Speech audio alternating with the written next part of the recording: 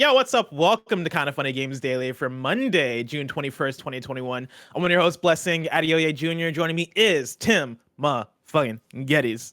Let's him host Bless. I'm having a fantastic morning because about 2 minutes ago, right before we went live on this, Snowbike Mike popped in our Discord room and just gave us a little pep talk for the week. Got us ready to roll. You know what I'm talking about? And I could not be more excited to roll into this week. Blessing, we are officially the closest we've ever been to Fast and Furious 9 actually being in theaters. We are 3 days away from me and you sitting very close to each other, watching a film on a big screen, and I cannot wait. Dude, I cannot wait for it. I was just talking to Kevin right before the call about this exact thing. Can you believe that we're 2 weeks away from a new Marvel movie in theaters? Insane, dude. We're back. Black Widow, baby. Woo! God, what a week. Tim, I'm happy to be able to go back to theaters but of course this is a video game news show, so let's talk about the return of Dead Space, the return of Cyberpunk 2077, and the return of PSX, because this is Kind of Funny Games Daily, each and every weekday at 10 a.m. live right here on twitch.tv/kindoffunnygames. We run you through the nerdy news you need to know about. If you're watching live, you can correct us when we get stuff wrong by going to kindoffunny.com/you're wrong. If you don't want to watch live, you can watch later on youtube.com/kindoffunnygames, roosterteeth.com, or you can listen later on podcast services around the globe by searching for Kinda Funny Games Daily. To be a part of the show, to patreon.com/kindoffunnygames, where bronze members or above get to write in, and silver members or above get the show ad-free with the exclusive daily post show. Housekeeping for you, there's a new Kind of Funny podcast up right now featuring Billy West, aka the voice of Doug, the voice of Fry from Futurama, and the voice of Bugs Bunny, and more. I would have never known the same person. And Stimpy. Ren and Stimpy? Ren and Stimpy, and Doug and Roger Klotz. That's insanity. That episode of Kind of Funny Podcast is up right now. That's gonna be one of the ones I listen to, because I cannot believe one person voices all of those people: Doug, Fry, Bugs Bunny, and more. The man of course, has lived a life. I recommend listening to it because it is a journey, and it's dark, and it's a powerful episode, I will say. Interesting. Well, you can go check that out right now on podcast services around the globe, along with youtube.com/kindoffunny. Something you can only get on YouTube, though, are Roger's edits. This morning over on the YouTube channel, you can catch Roger's edited version of Nick and Snowbike Mike playing through Operation Tango. You can go check that out over on youtube.com/kindoffunnygames. And Operation Tango is, of course, a game that I've been talking about quite a bit. It's a really good co-op game. If you loved It Takes Two, then I think you're going to really dig Operation Tango. It has a lot of keep talking and nobody explodes elements to it. It's a really fun time. And of course, Nick and Snowbike Mike playing that game is going to be a really fun time watching that. So go check out Roger's edit. Thank you to our Patreon producers, Donovan Harkness and Blackjack. Today we're brought to you by DoorDash, Canva, and Final Fantasy, but I'll tell you about that later. For now, let's begin with what is and forever will be the Roper Report. It's time for some news. We have 5 stories today.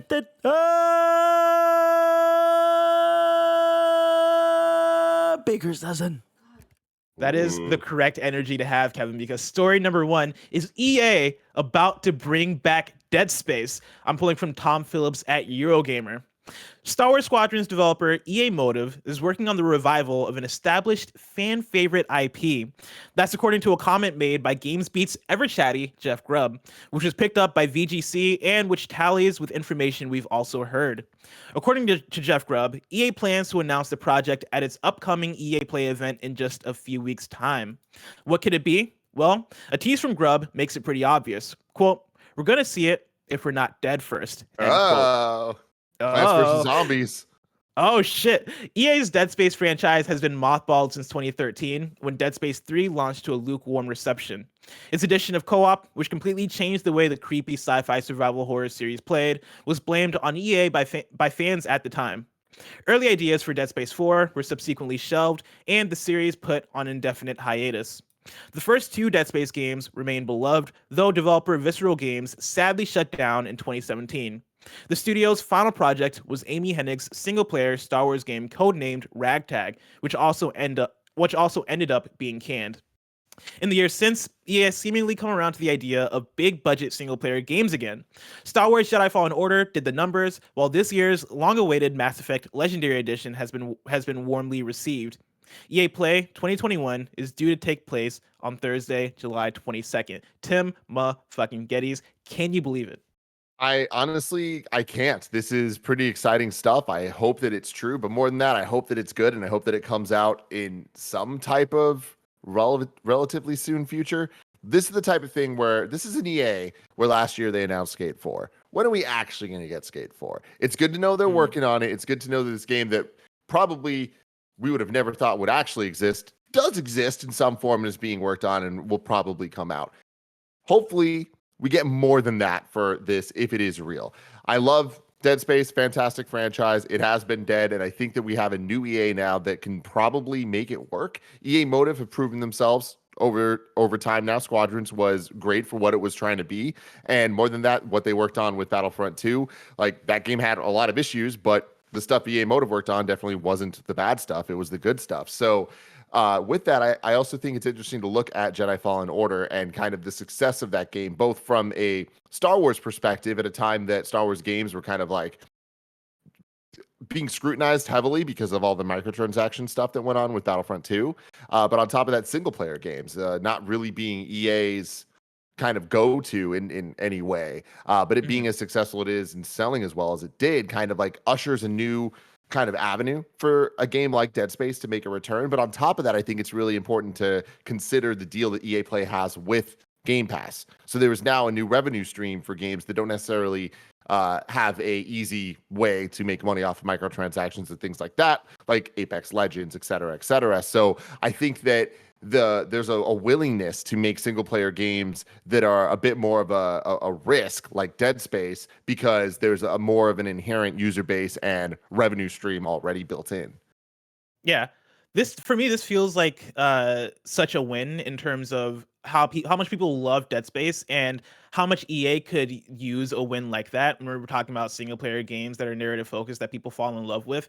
Because over the last generation, we've seen EA kind of turn away from that. We saw Amy Hennig's Star Wars game get canceled. We've seen multiple Star Wars games and single player games from EA get canceled. And I'll never forget the statement they put out regarding Project Ragtag, where they were like, oh yeah, development was going, but then we realized that it's a single player linear game, and so we canceled it. And that reading that statement felt like such a, what the fuck is going on there? You just described the exact game we want, and you're telling us that because it's that game, you're gonna cancel it. And that very much leads to the idea that, okay, no, because it's not monetizable in the way that you guys want it to be monetized, this isn't going to flourish for you, therefore it's not worth making. And that's such a bummer from such a big publisher with such promising IPs in their pocket, to see that over the last few years we've gotten titles that have convinced them that no, this can be a viable way to go. Respawn being sort of the leader for it with Jedi Fallen Order. I think that's promising. I think that's cool. And I think that speaks to the talent of a studio like Respawn. Over the years, we've praised Respawn for being such an incredible studio between games like Titanfall, Jedi Fallen Order, and Apex Legends. Being able to release those under EA as a publisher and really stand out as, hey, we're under this big publisher that a lot of y'all have problems with, but we're still able to flourish and make incredible titles. That being an influencer through the rest of the publisher, I think, is such a powerful thing and such a cool thing. And I think them moving into making a Dead Space game, bringing it back and trying to turn that back into what it once was, would be such a powerful move. I guess my question would be, Tim, for you, what does a Dead Space 4 look like in 2021? I mean, I think that is very interesting to think about, especially it not being visceral. This being potentially Motive working on it. I think it has to be a reboot. I think it has to be kind of just, let's start fresh and let's tell our own story. Like, no matter what it's going to be compared, but I think to give it the best chance to succeed, you kind of need to cut the loose ends and stuff and move on, just tell your own story and like design this game to be made for a modern audience that may not have fallen in love with Dead Space a decade ago. That there's definitely something there, and I think that they have a bigger audience than ever to be able to tell that story. And I think that if they really went back to what made the Dead Space franchise special, which is more airing on the 1 and 2 side and less on the 3 side, I think it could really work for them. But it would require a kind of from the ground up, let's just like go back to the cores of what people actually want from Dead Space, and let's do that. Yeah. And playing Resident Evil 2 remake, playing Resident Evil 3 remake, playing Resident Evil 8, I could easily see Dead Space coming back and still feeling like it's relevant and it works today. Because I think that's a problem you have oftentimes where you're trying to bring back an older IP is oh man, gameplay's moved on. Oh man, open world games have changed. Oh man, this genre has changed over the years. I could easily see a Dead Space coming back and still sticking with this is survival horror. This is focused on terrifying players. This is focused on scarce resources. This is focused on the moment to moment gameplay and the narrative, and it's still hitting like it hit back in the day.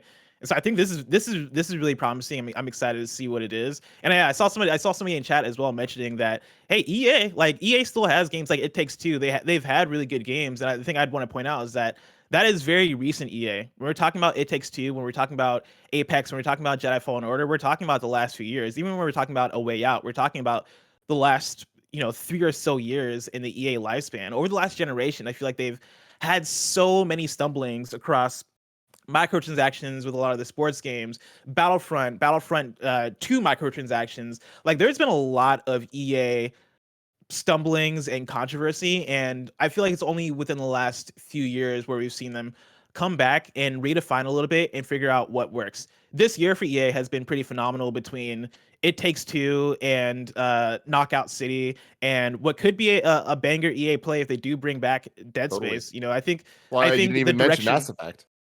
Oh yeah, and Mass Effect Legendary Edition. Yeah, that's probably the biggest one right there.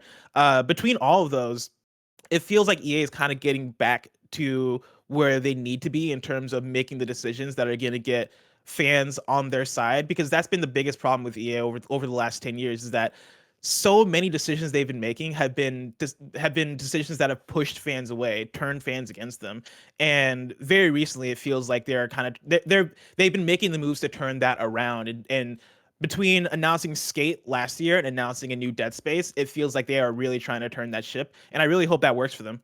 Yeah, man, me too. This is the same. EA is crazy because they're so big that like no, EA big. There you go. But they're so big that it's like they've always made these good decisions. They're just often buried under the bad decisions, right? Mhm. Like this is the same company that gave us a sequel to Mirror's Edge. Like that is crazy, and that kind of came and then it went, and it's A like bad I sequel. imagine that but that's the thing is like we can only hope that we've learned the lessons from that and put a little bit more loving care into these things to be able to revive them and bring them back, because there's definitely some magic there. What's interesting for me is, and I've been talking about this a lot with you guys, but how we've transitioned from E3, what it used to be, into what it is now, and what Summer Game Fest and everything, and just how game developers kind of make their announcements and kind of track their titles.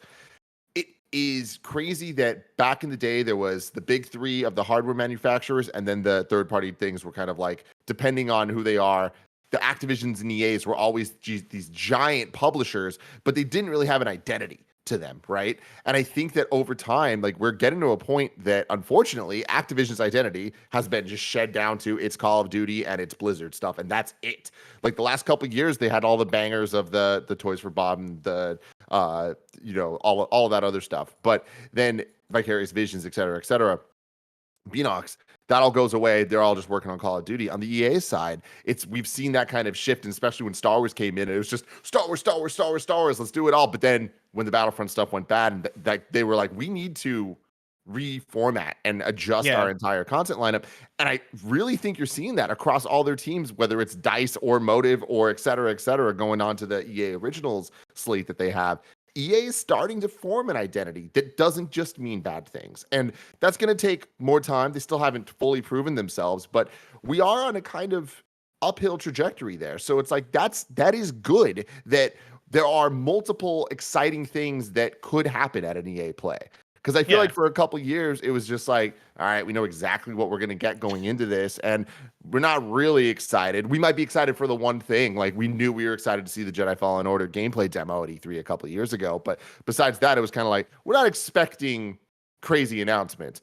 Here, it's like, oh, man, you guys are getting back to an EA that we're excited for. That's pretty cool. I mean, Star Wars Squadrons alone was such a cool announcement. I remember being watching the stream with you guys, right? That Greg was hosting, and they went into Star Wars Squadrons gameplay, and all of us were like, "Yo, this seems really exciting." When the game came out, and I don't know if that game was necessarily for us, but playing through it, it was like, no, this is a pretty cool thing. It's a unique game that is using the Star Wars license in this cool way that's going to speak to a certain audience, and that's a really fun thing. The fact that I'm looking forward to trying out Battlefield this fall, that's unheard of. I'm not a Battlefield person. Battlefield is not my kind of franchise, but from everything they've shown over the last month, I'm in. I want to try it out because it looks really cool. And, I think you're onto something in terms of how they've readjusted it in recent years to try and speak to their audience and try and get goodwill back on their side. And again, like I hope it works. To go back to the story though, like, we talk about Dead Space. It seems like people are hinting heavily towards Dead Space. But Tim, for you, if it's not Dead Space, what EA IP would you want them to bring back? And why is the answer Burnout?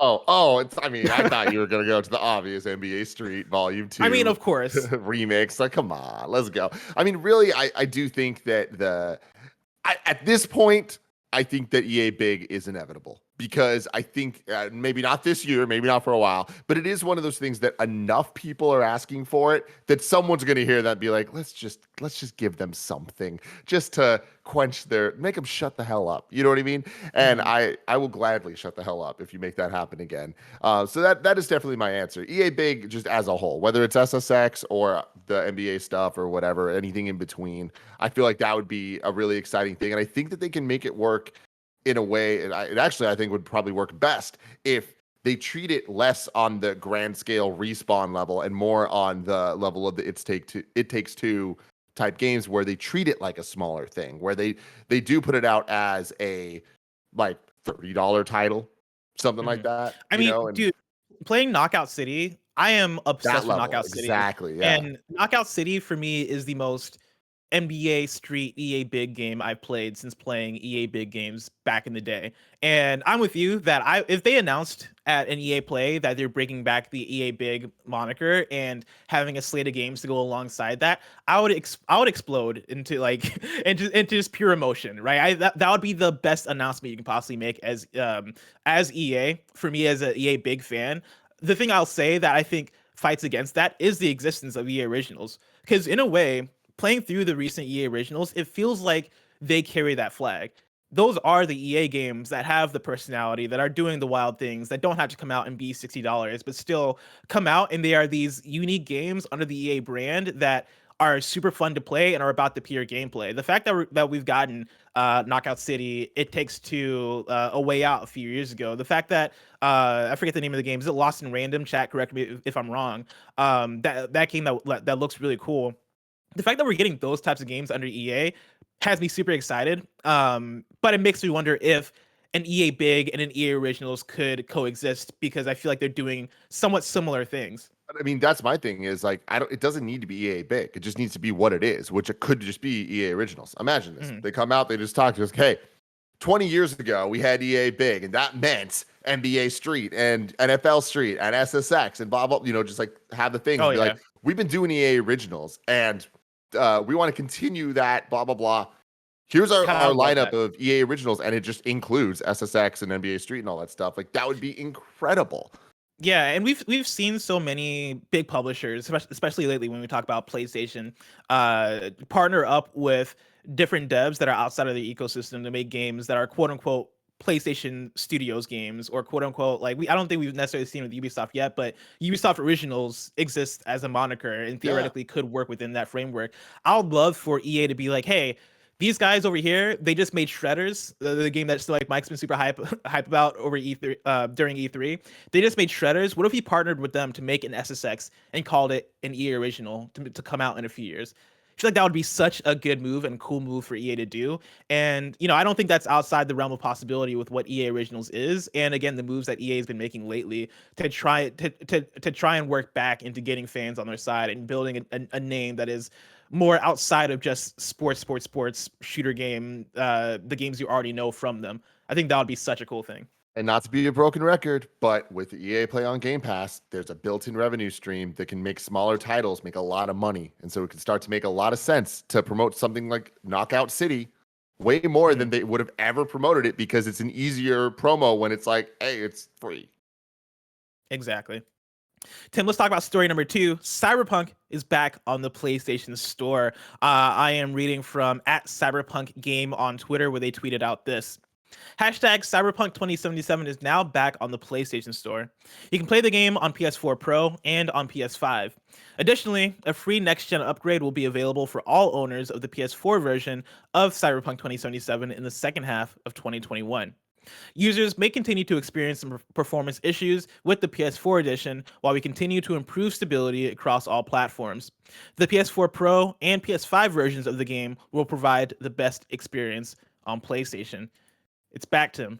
Yeah, we talked about this last week, it coming back and that this was how it was going to be phrased. But to see it written out like this, it's a little disconcerting because it's bullshit that Cyberpunk and PlayStation themselves as well are tweeting. It's like the PS4 Pro and PS5 versions of the game will provide the best experience on PlayStation. That is being a little bit omitting of the truth because when you look at it, every game on PlayStation is better on PS4 Pro and PS5. So them adding that is really just them not saying, hey, this runs like shit on the base PS4. Yeah, don't play this on the PS4. And that's what I feel like they should say. You know what I mean? It's like, be a little bit more honest about the negative side of it. Of course, they don't want to do that because of marketing, but it's like, this just all feels like, hey, it's been long enough. We've done some things.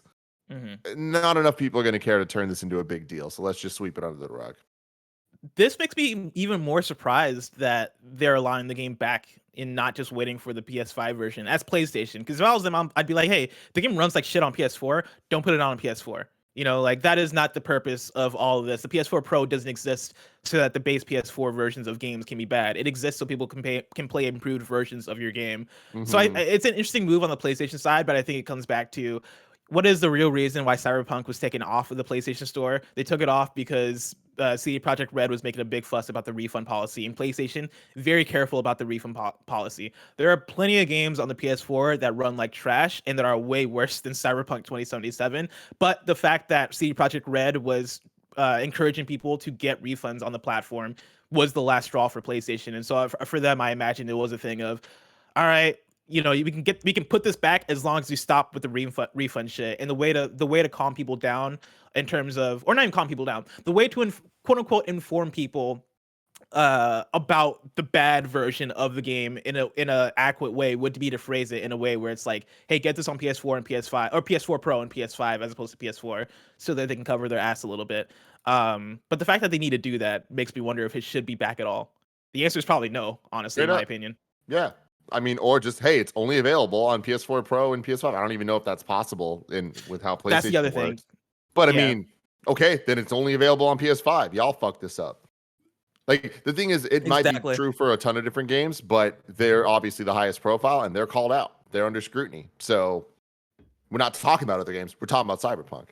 Exactly. But it's back for you. If you're listening, you're like, I feel like playing the digital version of Cyberpunk 2077 on PlayStation. Boom, you can get it now. Though I will say you should probably play it on PC if you're going to play it. It was pretty decent on PC. Story number 3, PlayStation experience may be making a comeback in 2021. This is Richard Warren at GameRant. Get fucking hyped. Are you kidding me? I'll believe it when I see it, Tim. Many gamers were let down by the lack of PlayStation news at E3 2021, though most believe that Sony will be holding an event of its own to make up for it. A new trademark filed by the company seems to support this theory, as it suggests that a new PlayStation Experience event is going to be held in the near future. A big reason why PlayStation fans grew so attached to Sean Layden, PlayStation Experience was essentially the brand's second E3 from 2014 to 2017. I'm going to pause there. Did PlayStation fans grew attached to Sean Layden? Yeah. Okay, I guess that's fair. I never saw Sean Layden as that dude that PlayStation fans grew super attached to. Outside of just the fact that he was just the only personality to maybe get attached to by that point. Well, I mean, he was for so long, and more than that, like, he was the T-shirt guy. Like, he was one of the original. Like, now everyone's like, "Oh, Phil Spencer, what shirt's he wearing?" It's like Sean Layden was just like, he was wearing a Crash shirt at PSX. You remember? And then the next E3, they announced Crash. Oh yeah, I remember. Oh yeah, I definitely remember that. Yeah. I don't know. I just never. I like Sean Layden. I never was like he's the like the voice PlayStation. Like I never saw Sean Layden as the way that I feel like Xbox fans see somebody like Phil Spencer. Like for me, it was always about I guess the Shuheis and the Adam Boyses. But maybe this That's is just because me. Greg Miller did a really good job. Yeah, I'll say maybe this is just me as Vita a lives, Beyond fan. baby. The Vita lives. To continue with the story, with highlights like the reveal of The Last of Us Part 2 during the 2016 keynote, as well as gameplay demonstrations for Uncharted 4, A Thief's End, and Bloodborne a few years prior, many have fond memories of the event. Now, fans have a reason to believe that it could be returning, with Sony filing a brand new trademark for the PlayStation Experience name. This patent was discovered by GameRant, and it suggests that a new PlayStation Experience is on the horizon. Hey, I see what they did there. While Sony refiling the trademark does not guarantee an event, as it could just be saving the title for later use, it does line up with rumors of an upcoming show. With gamers having hopes for a summer state of play that is on the same level as something like the PlayStation 5 showcase, Sony using a special name for this big event would make sense. Given how popular PlayStation Experience used to be, bringing back the name could serve as a great way to build up hype. Tim, what are your thoughts on this? Do you think we see it? My honest thoughts are I think that this news story is coming from a whole bunch of nothing. I don't think that there's any actual basis of reality in it. That's just my personal gut reaction to this. However, I think it is brilliant, and I think it is the perfect thing for Sony to do. Skip out on E3. It's a weird year because of COVID and hardware shortages and all that stuff. Take a little bit more time to get a little further in a bunch of projects, and then boom, have your own press conference at your own time at an in-person event, PSX, which has always been one of the hypest in-person events in video games, period. And I feel like it was just on a track to just become the number one at some point, with the other ones kind of faltering here and there, or like changing focus, I guess is another way to put it. PSX is special. And because it is all about that ecosystem, because it is all about the community of PlayStation gamers, and it has its own conference. It having that keynote event to kick things off, which have been bangers. Every time they've done them, there's been some major thing of consequence in it for somebody. It might not be for every single person watching, like that was the big one, but it's like this PSX was where they revealed Last of Us 2. It's where they showed off that Uncharted 4 gameplay. We got Final Fantasy 7 remake, like an extended look after its first reveal at E3. Like there's been a lot of really, really dope stuff, some weird stuff. But overall, a lot of dope announcements there. And it's exciting because it's the only event that is the keynote is in front of thousands of real life PlayStation fans. It's not just journalists. It's not just media. It's fans in the room able to react and like be excited about things that are the nerd. Gio Corsi coming out, pulling a Vita up on stage and people losing their goddamn minds. It's like you only get that energy at PSX. So I think it is the perfect time to bring back PSX at the end of this year, have PlayStation have a showcase to make up for this whole year not really having state of plays with announcements and things. And I think it kind of be the most perfect timing ever. Yeah, Tim, I absolutely love PSX. I went to PSX 2017, which I believe was the last one, and it's exactly what you described, right? Like PlayStation fans getting excited, getting hyped about the most nerdy PlayStation shit. I remember being at PSX and being in front of a Dreams booth where there were a bunch of beanbag chairs and people were sitting in front of people just giving, it was Media Molecule folks giving stage presentations on what you can do with Dreams. And I remember Shuei Yoshida would come through, build his own stuff in Dreams. And that was, for me, the presentation that really sold me on Dreams, because they showed off the music maker within the app and a bunch of other stuff. And I remember standing there being like, man, this looks really cool. I definitely want to try it out. And PSX for me is linked to so many cool memories. And I would absolutely love if they bring it back, and them renewing the trademark or filing a new trademark for it gives me that kernel of hope that it could come back someday. Maybe they're at the very least they are thinking about it. At the very least they want it in their back pocket for whatever reason. The stuff that this article throws out there, right? Like this article kind of talks about it in a way of PSX would be the name of a bigger PlayStation presentation to come later in the summer. That for me would be, it's a mixed bag. I think it would be exciting if PlayStation did a bigger event this summer that was hey, this is bigger than State of Play, so we got to find a new name for it. I wouldn't necessarily want them to call it PlayStation Experience because I like PlayStation Experience being the in-person event, and I want them to come back someday. And so I would be bummed if that turned into that. But I do like the idea of using the name. I do like the idea of keeping around the name, and I like the idea of doing an event.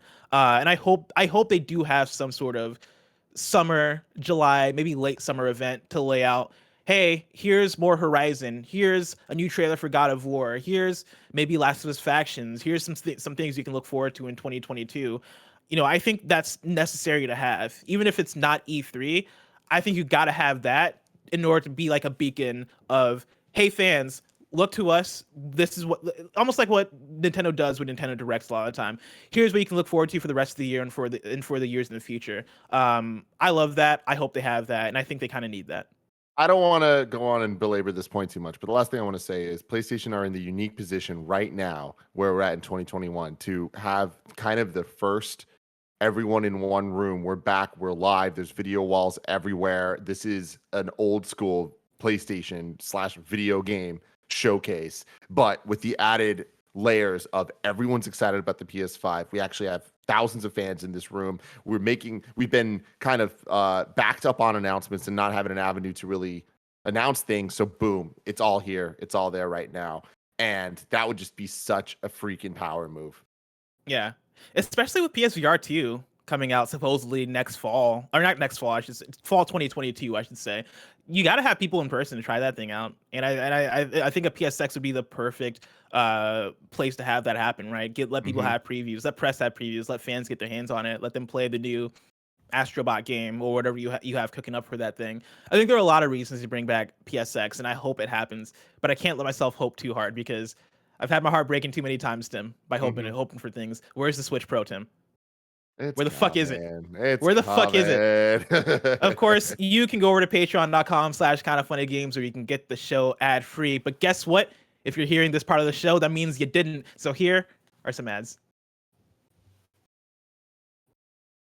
This podcast is brought to you by DoorDash. Did you forget that one thing at the store? Now you can get snacks, drinks, and household essentials in 30 minutes with DoorDash. Dinner? Check. Deodorant? Check. Morning pick-me-up from Dunkin'? Check, check, check. Everything you need anytime you want it with DoorDash. They want Chinese. You want some pizza, and everyone is craving froyo. There's something for everyone on DoorDash. DoorDash connects you with the restaurants you love right now and right to your door. And now you can get the grocery essentials you need delivered with DoorDash too.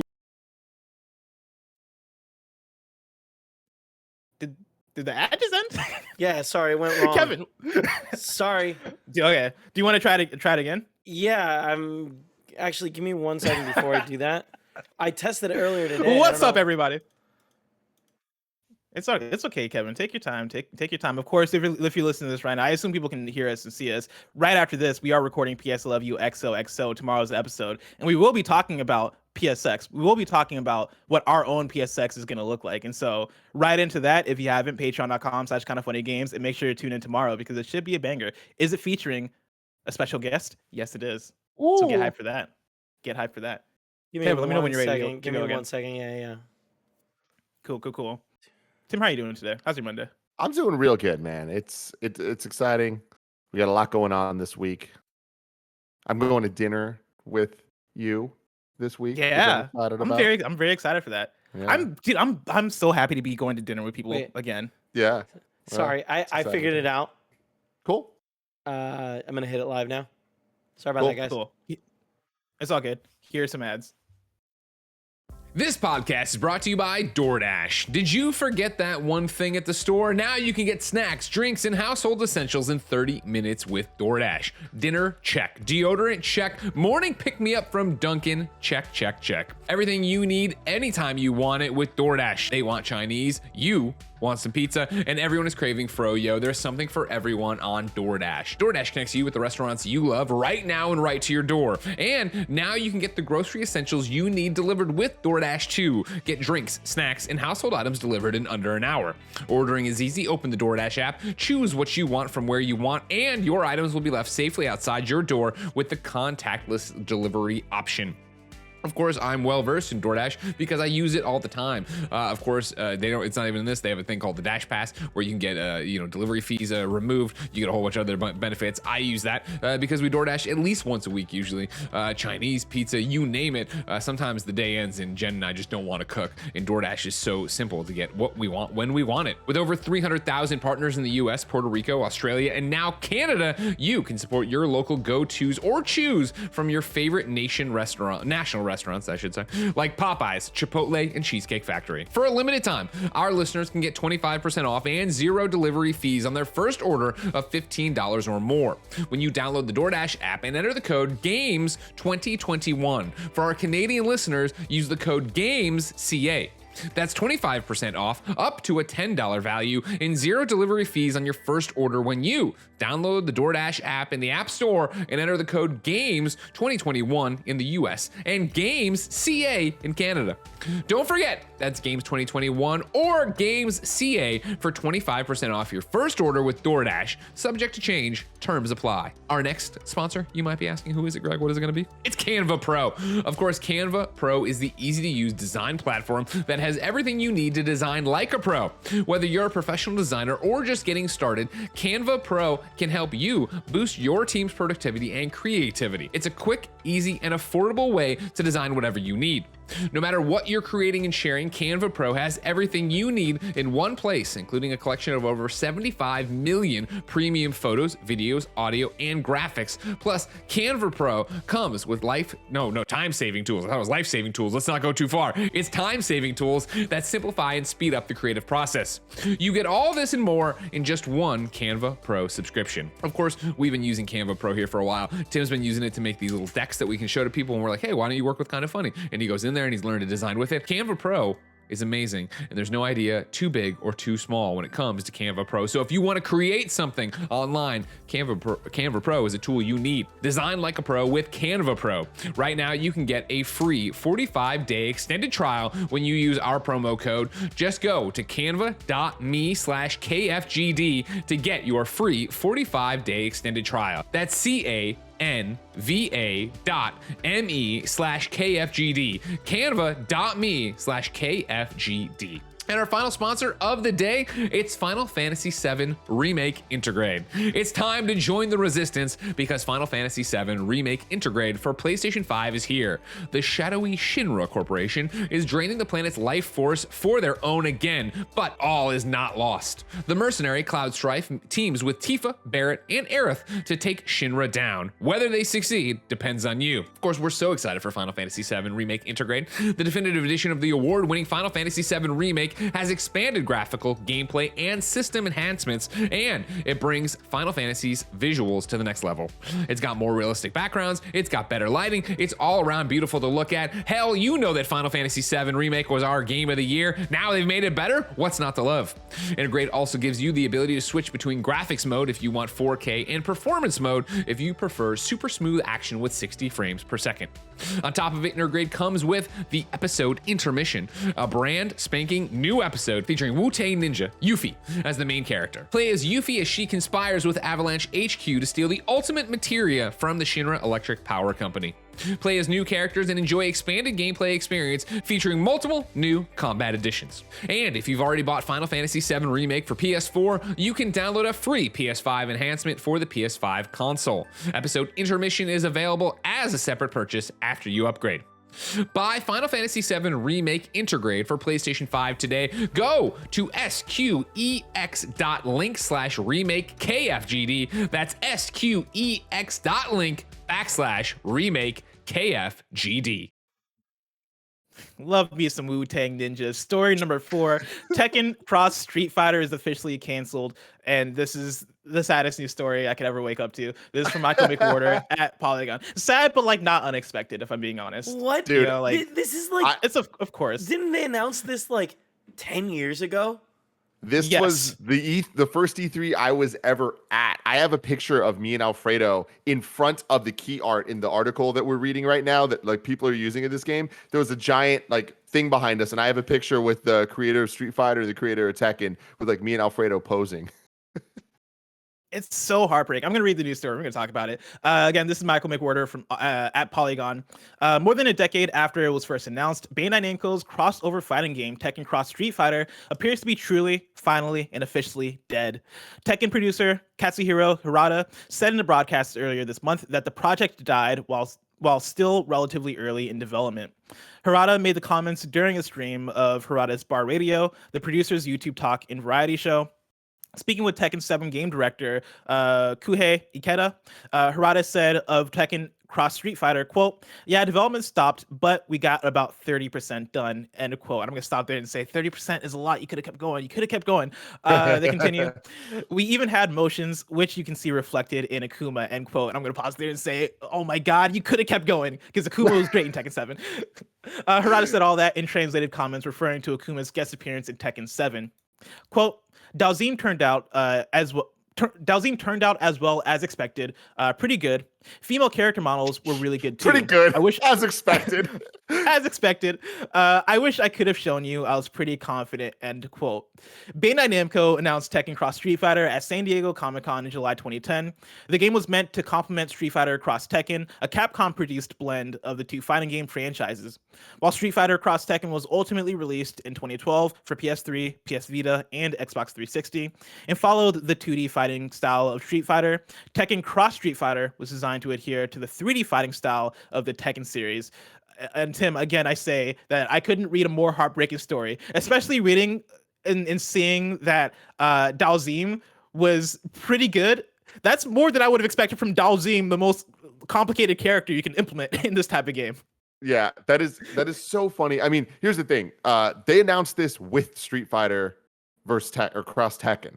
And then Tekken Cross Street Fighter at the same time. And it was like, y'all motherfuckers are crazy. But then that would actually happen. And now the dream lives on. It's just in Smash Brothers, right? We got Ryu. We got a little Tekken rep now. Kazuya. Let's go. The thing that breaks my heart about this one is that we did get Street Fighter Cross Tekken, and Street Fighter Cross Tekken wasn't that good. It was very upsetting. Yeah, that is true. It was not a great fighting game. And what's upsetting about it is that we got Akuma in Tekken 7, and Akuma worked fabulously in that game. Akuma was great in Tekken 7 and actually showed some promise of, oh wait, they can actually do this. Like this could actually work. Hopefully this comes out because this is a really fun way to do this, and Tekken Cross Street Fighter could be the redemption of Street Fighter Cross Tekken. So to hear that is canceled, super heartbreaking. Again, not surprising because it has been a decade since they announced it. It has been forever, and like it is what it is. But man, I would love them to actually revisit this because this could be a really cool thing, especially hearing that they got so far on it. Kev, I just slacked you a picture. Can you please bring it up?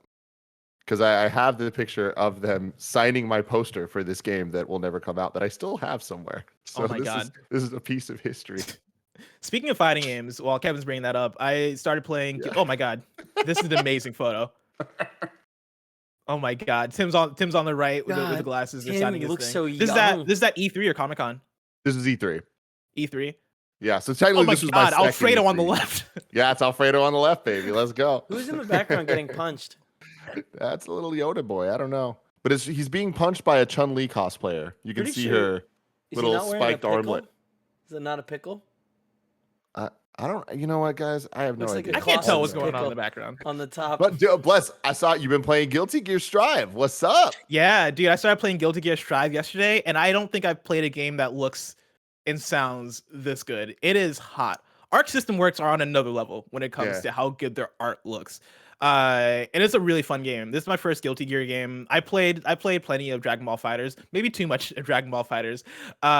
And playing it yesterday, I was shocked by how easy it is to get into, because I've always viewed Arc System Works games as being a bit more hardcore than traditional fighting games, but I think I've just been wrong about that. I think I've just let the name Guilty Gear scare me a little bit, because hopping into it, I only played about 3 hours yesterday, because I played 2 hours on stream and then I hopped back in later in the night, and already I had found a character that I love called Rainlethal Valentine. She's this character that has 2 gigantic floating swords that are held up by these demon looking things, and she can send the sword across the stage, and it's very anime, it's very fighting game, but I absolutely love playing as a character, and I absolutely love playing this game. The way the game flows, how simple it is, but how deep it seems like it can get. I'm super in love with it, and I can't wait to keep on playing. Have you played Guilty Gear? Have you ever gotten into yeah, I was real big on Guilty Gear Judgment, I want to say. Do they still do the heaven or hell before the matches? Oh yeah.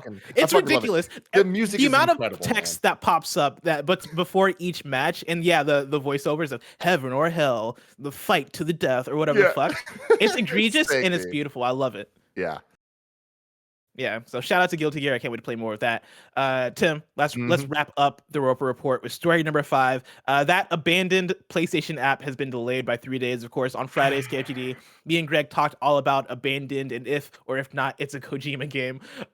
Blue Box Game Studios tweeted this out over the weekend. They tweeted, the abandoned trailers app got delayed for 3 days due to localization issues. We had to delay it. Apologies for this. Launching Friday the 25th.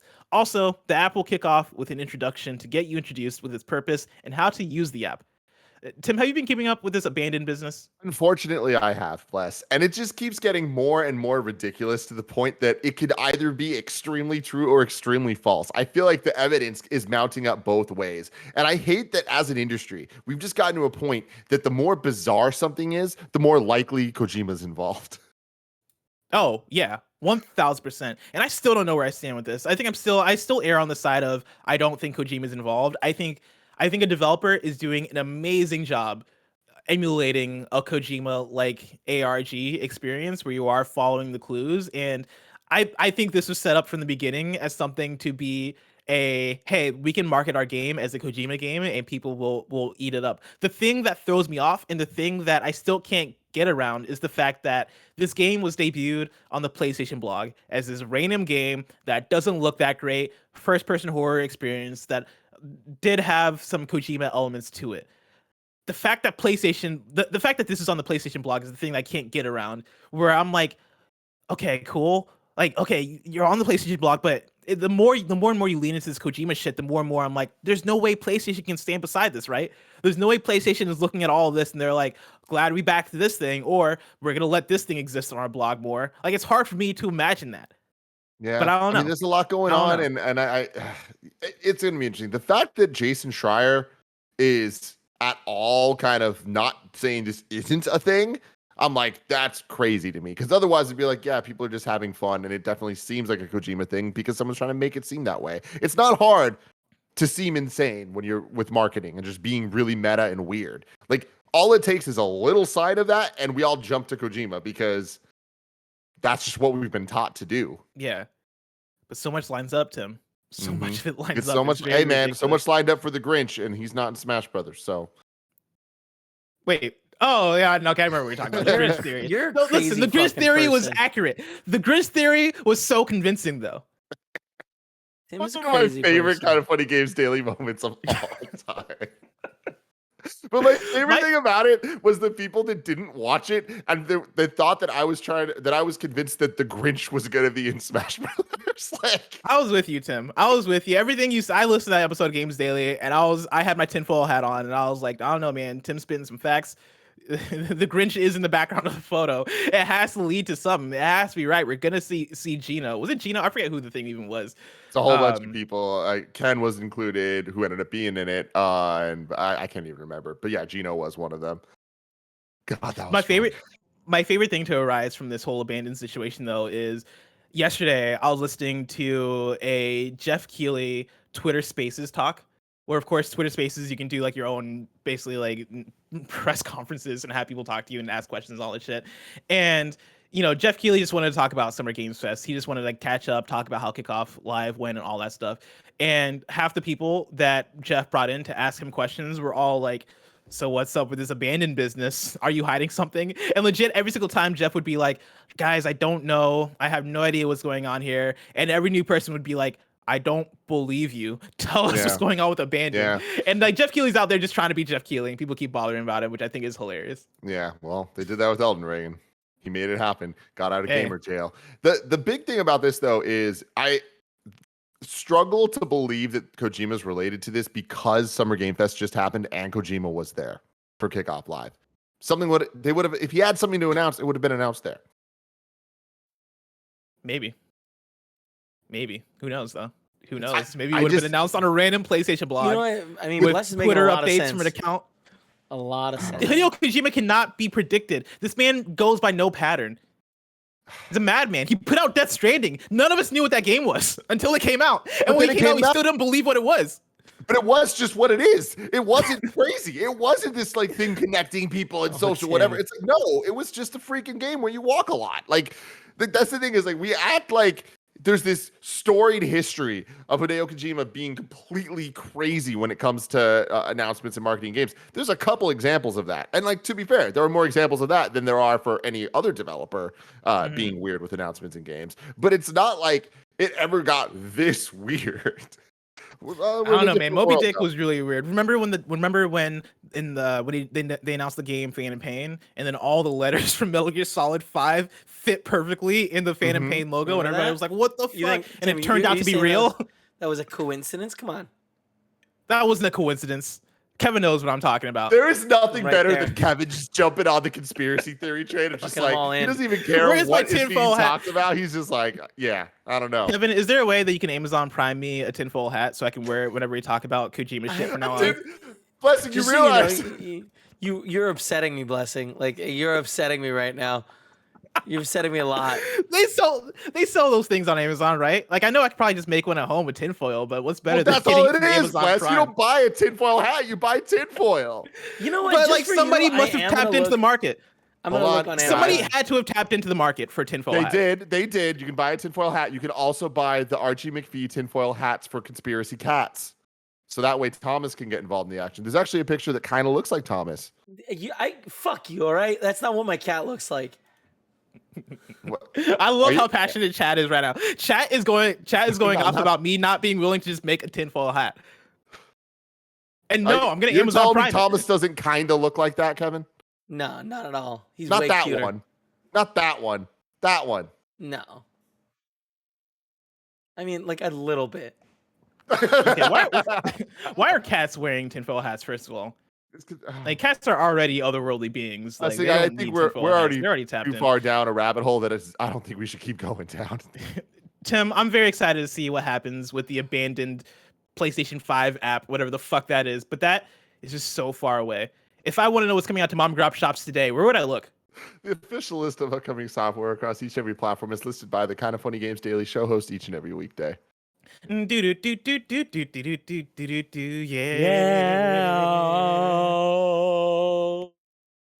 Out today, we got Woodblock Escape Puzzles 2 for the Switch, Industries of Titan for PC, Labyrinth City Pierre the Maze Detective for PC, Ender Lilies for Switch and Steam, and then Postal Force Thursday Update is now out on Steam Early Access for PC. We got one new date for you. Bark for Nintendo Switch and PC is coming out July 29th. And then deal of the day, Sackboy: A Big Adventure is $29.99 on Amazon. That is $29.99. And I believe there are also more sales going on for PlayStation first-party titles on Amazon. You'll see games for like $10 off, $20 off, so go check that out. Of course, Tim, this brings us to kindoffunny.com/you're wrong, where folks can write in, let us know what we got wrong as we got it wrong, so we can correct it for those watching later on youtube.com/kindoffunnygames and on podcast services around the globe. Just Tom wrote in and says Billy West is the red Eminem too. That is true. He is the voice of the red Eminem. That's awesome. Jeff Grubb in the chat says Tim is inside a blue box too. Coincidence? Whoa. Big Easy in chat says Returnal is $50, which everybody go play Returnal. It's a fantastic game. And then that's pretty much it. That's pretty much it for kindoffunny.com/you're wrong. We killed it, Tim. Fantastic. Good job to us. Very proud. Of course, it's Monday, which means we have a whole week ahead of us for Kind of Funny Games Daily. This week's hosts look like this. Tomorrow is Greg, and I'm going to say question marks. Right now on the calendar, it's Gary Whitta, but I want to make sure that it seems like there's still things in the process for if it's actually going to be Gary Whitta or if it's going to be somebody else. So stay tuned for that. Wednesday, it's me and Andy. Thursday, it's Greg and question marks. And then Friday, it's Greg and Tim. If you're watching this live on Twitch, after this is Mike and Andy playing some Ghost Runner and more. So stay tuned for that. Of course, this has been Kind of Funny Games Daily. Each and every two. What was that, Kevin? Just Tim is like having like an argument with someone. Don't worry about it. Of course, this has been kind of. What's going on, Tim? Nothing. Don't worry about it. Don't worry about it. Okay. This has been Kind of Funny Games Daily, each and every weekday at 10 a.m. live right here on twitch.tv/kindoffunnygames. We run you through the nerdy news you need to know about. We have a Patreon post show for those that are subbed at the silver level of patreon.com/kindoffunnygames. So stick around for that. Otherwise, till next time, Game Daily. Kojima, I'm live. Stop.